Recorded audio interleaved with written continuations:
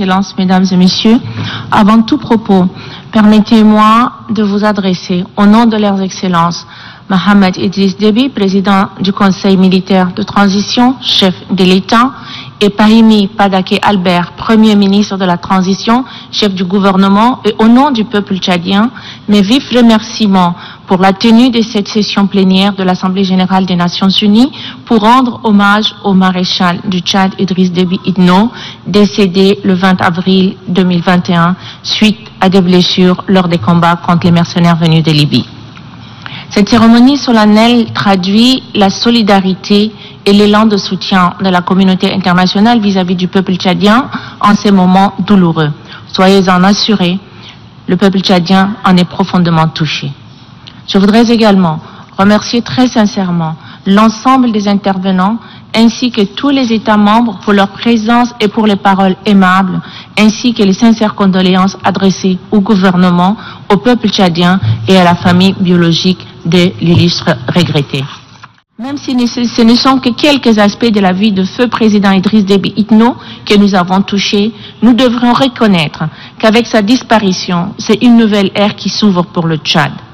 À l'annonce du décès du président, les Tchadiens ne se sont pas tirés dessus les uns contre les autres parce qu'un héritage d'unité, d'amour, de la paix leur a été légué. Les prédictions catastrophiques de Cassandre ne se sont pas réalisées. L'État tchadien tient debout et il continuera à tenir debout. Car les Tchadiens, qui ont surpris le monde par leur maturité, vont continuer à le surprendre en relevant les défis qui se sont brutalement imposés à eux.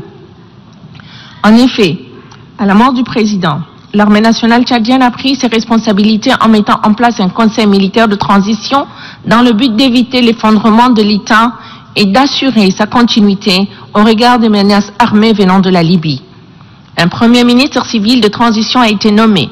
Il vient de constituer son gouvernement d'union nationale le 2 mai et très prochainement, le Conseil national de transition verra le jour.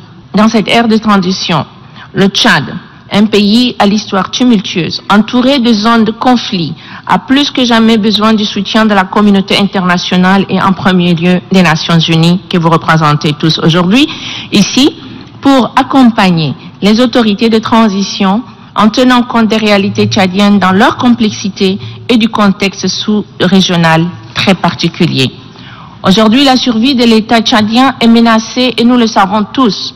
À la première occasion, les hordes de mercenaires et autres criminels qui rôdent dans la région se déferleront sur le pays et entraîneront le désordre avec tous les risques que cela comporterait pour le Tchad et l'ensemble de la région.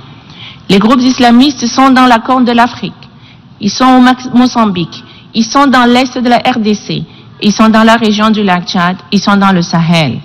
Je vous laisse tirer les conclusions.